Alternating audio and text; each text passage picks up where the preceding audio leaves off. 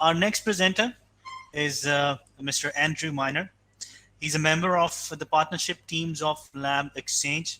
Now, LabXchange is a global science classroom open to every curious mind. Created at Harvard University, this powerful digital platform makes high quality science education accessible. Mr. Andrew is focused on helping to make educators, students, and researchers aware of this free resource. A huge and warm welcome to you, and thank you so much for gracing us with your presence today. The mic and floor is over to you. Syed, thank you very much. And thank you very much to the Hybrid Institute of Contemporary Studies for the invitation to speak here today. And thank you for inviting me to this wonderful summit.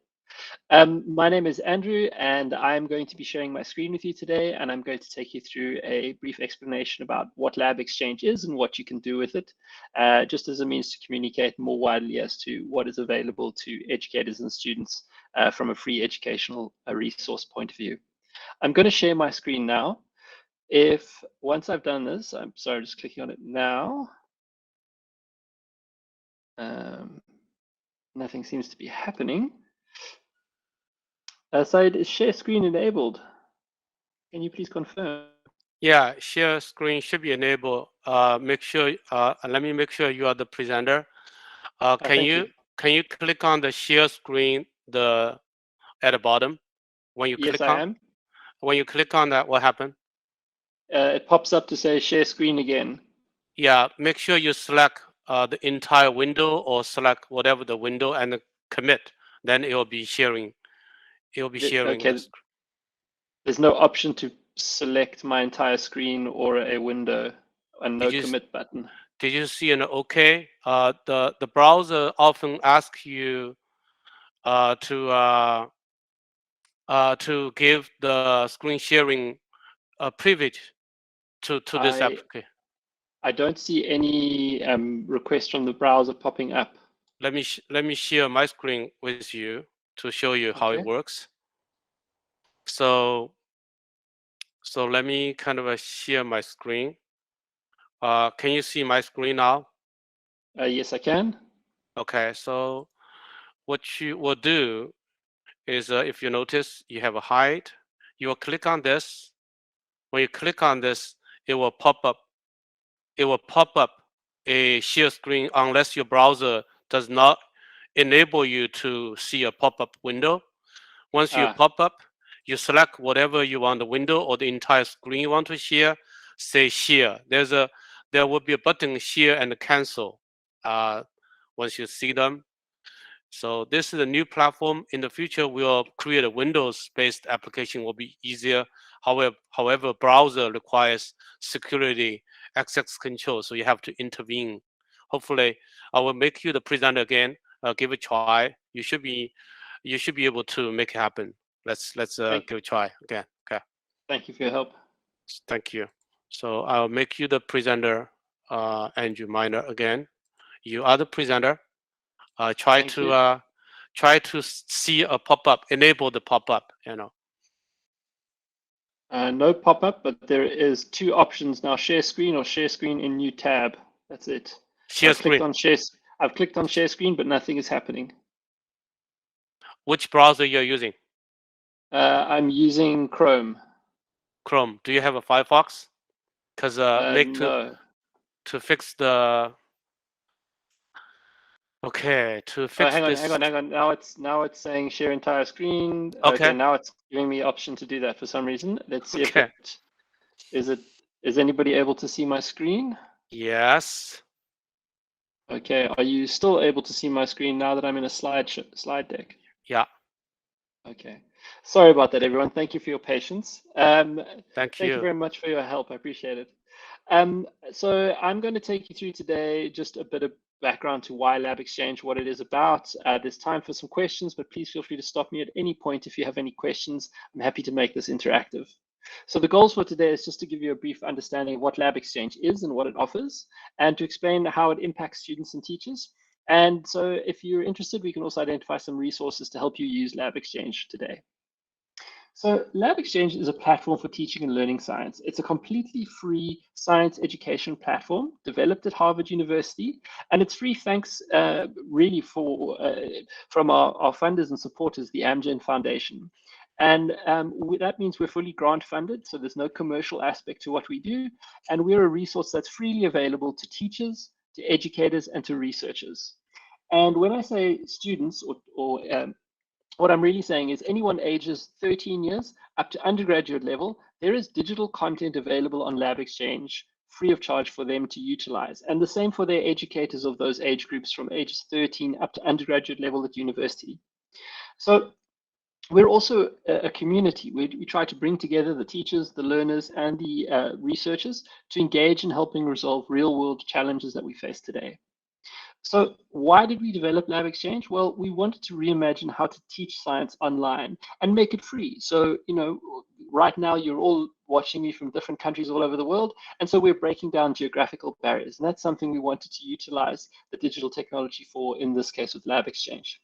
We wanted to create deeper opportunities for authentic engagement with the process of science. So often students are in a classroom situation where they are limited by either access to equipment or limited by time. And so educators do not have the luxury of letting students make mistakes and learn through their own curiosity. They have to follow a process within class in order to meet the requirements of a particular experiment, for example.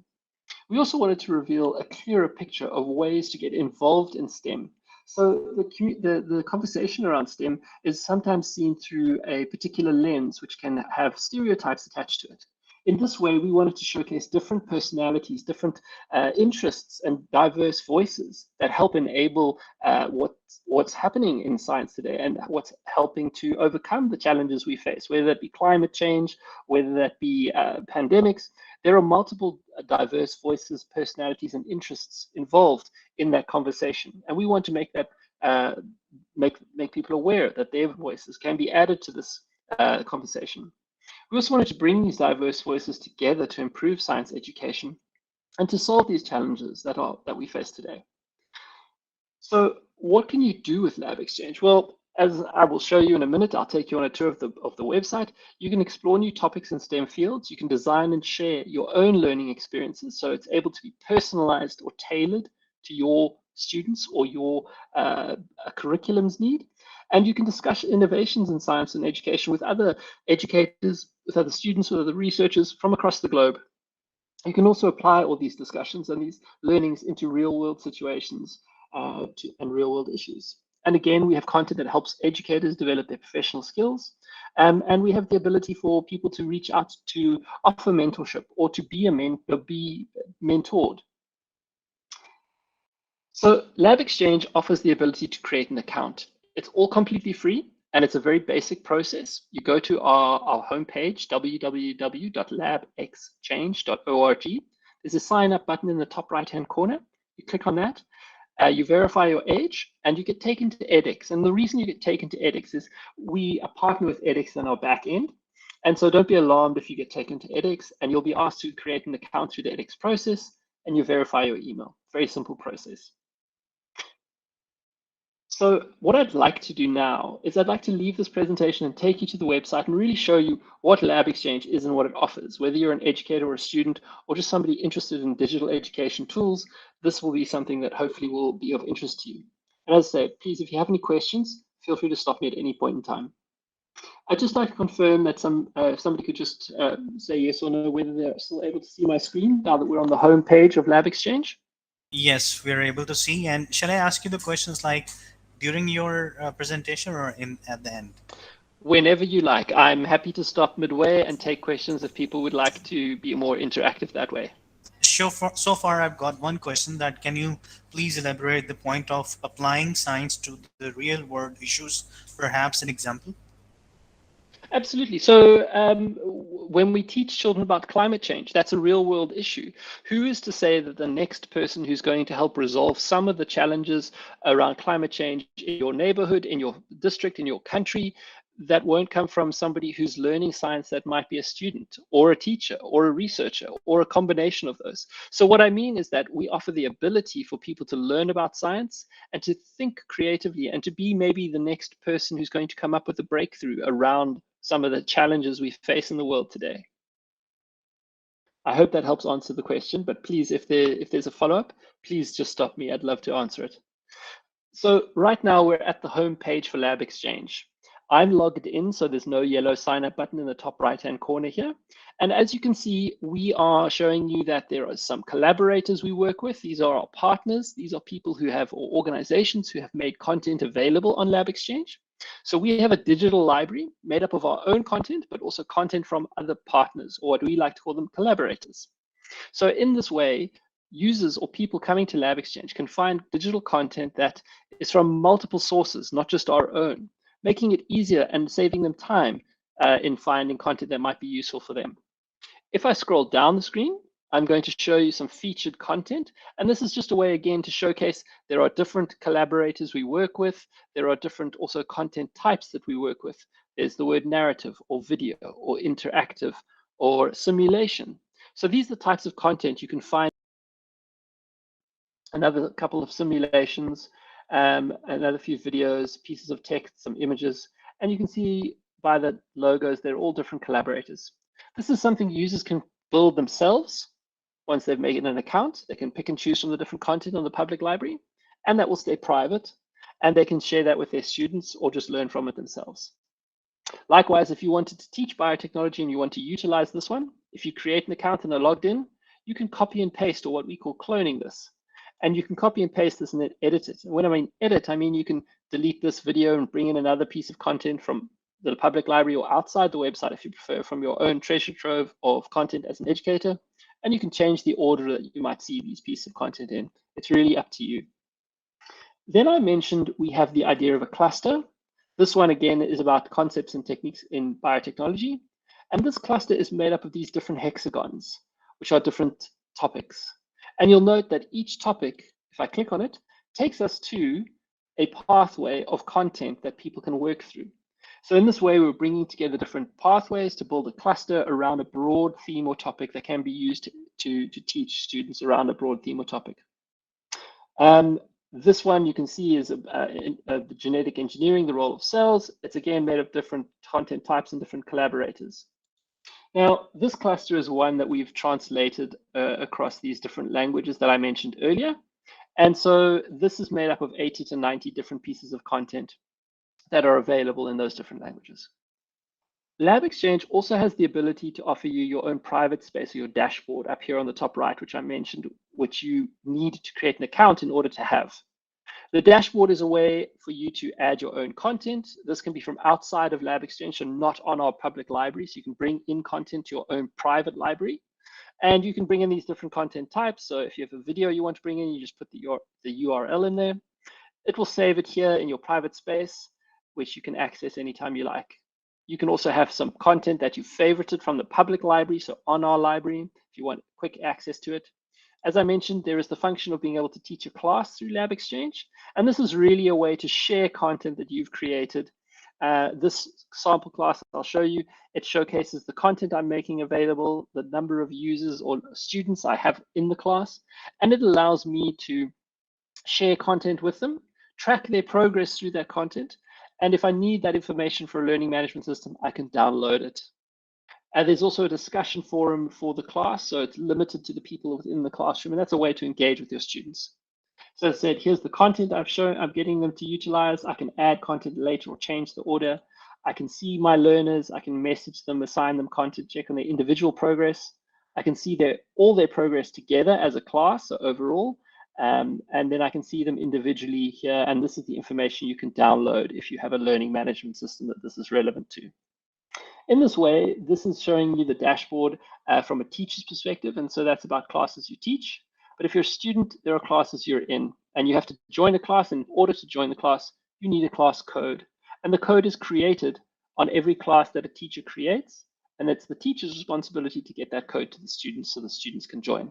Students as well would need to create their own account in order to join a class. Likewise, in the dashboard, you have a messaging function if you'd like to message anybody on LabXchange. That's what we offer here. We've also got this button up here for community. And if I click on that, what it does is it opens up this public discussion forum. And in here, this is a way, as I mentioned in my presentation earlier, we help to bring the students, the educators, and the researchers together to collaborate, to chat, to talk about different topics in science that are interesting to them, to pose questions and hopefully engage with each other. Finally, we have this way to find a mentor or be a mentor. So what I've done is I've brought us back to the main library, but I'm on the people button up top. And essentially, I can look here by mentors. And that's going to show me everyone on the LabXchange platform who's created an account that's over the age of 18 and has decided to become a mentor. So open myself up to mentoring other people. You don't have to be a scientist or have scientific skills to offer mentorship. I am not a scientist, I'm not an educator, but I have an account and I've opened myself up to be a mentor. That's a choice. You just really have to select it if you'd like. And in this way, we help to offer students who might be in other areas or countries in the world a way to connect with scientists across the globe to ask them questions about how do I become a scientist like you? What do I have to study? What should I be reading? What should I be talking about and who should I be engaging with? And really a way to help connect people to make the world smaller and to enable these opportunities to encourage people to think about a career or a further path of study in a field of STEM education. So I've given you a very quick whirlwind tour of the LabXchange platform. If anybody has any questions, please feel free to stop me. I'm going to go back now to my presentation and just wrap up this presentation. So I've given you the tour of the platform. So this is generally the part of the presentation where there's an opportunity for people to ask me questions. So please feel free to stop me and ask any questions. Otherwise, Mr. Miner, I have a question. certainly. This is a wonderful project, and is it open source, or how many people are involved providing this kind of a platform? So LabXchange is a project of Harvard University. It was founded by a gentleman who was a faculty member at Harvard University about 4 or 5 years ago. Over the last 4 years, we've been developing the product that you've seen, the platform, and we launched last year in January, the 22nd of January last year. Since then, we've had 14 million people come and view the platform or visit the platform as of today. Wow. In terms of the number of people working on it, the team at Harvard is really small. They're about 10 to 12 people. I'm based in South Africa in Cape Town, and I work for a company that is an extension of the LabXchange team, and we're about 50 people. There are other organizations that support them with other services, and so we are a global team of collective global teams helping to keep the platform going and helping to grow the platform. I assume it's a non-profit platform, a non-profit organization, but how do you guys get the revenue? We have, as I said earlier, we have grant funded, which means the Amgen Foundation has graciously given us money to go towards this project, to steward the money responsibly in order to grow the content, to grow the team, and to ensure that we provide the greatest content and the best, highest quality science content from ourselves and the people we collaborate with available on the platform. So it's very focused on kind of more like a life science, right? At the moment, we started with life science last year. That was our focus, but we have expanded and we are expanding. We've gone into the STEM field. So currently we're looking at physics, chemistry, biology, or life science. We're also looking at data science, mathematics, and we hope to expand that as we have resources available to do that in time. And those resources would be obviously financial, but also the right people and the right skill set. We're made up of teams of educators and scientists, so subject matter experts who are able to help us review content from other collaborators and ensure its scientific accuracy before we make it available on our public library. It's a wonderful, wonderful platform. Thank you very much. If there are any more questions, please feel free to stop me. I'm just going to continue, but this is not the end of the question session. So if anybody wants to know a bit more about what we've been through today, we do have a cluster of content that I'm going to send you the link in the chat, if that's all right. And that link will then enable you to go through some of the things that I have spoken about today. I'm just looking for the chat box quickly. There it is. So this link will take you to what we call the remote learning cluster, as you see on the screen. This cluster really tells you a bit about how to get started with LabXchange, how to create an account, how to create a class, how to add content, and gives you a better sense of some of the things I've taken you through today. Please feel free to share it with anybody you think might find it useful.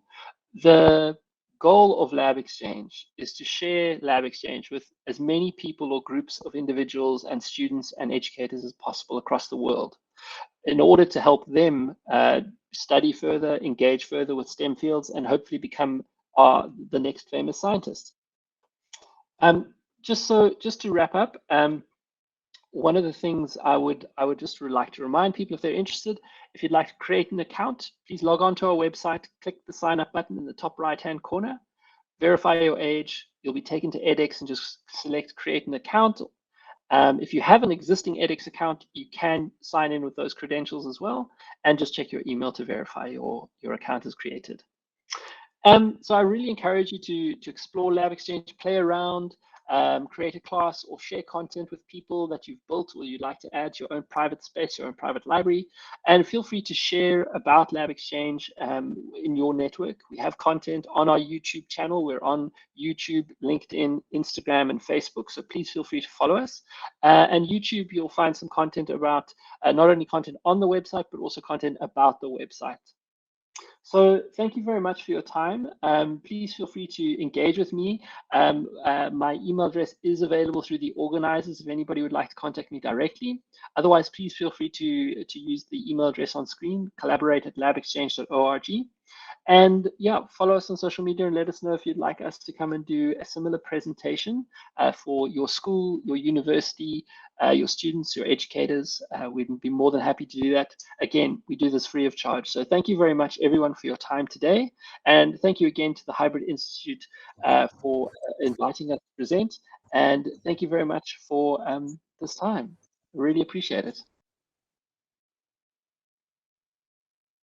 Thank you so much, Andrew. That was really, really insightful, and I was really enjoying the information that you were sharing.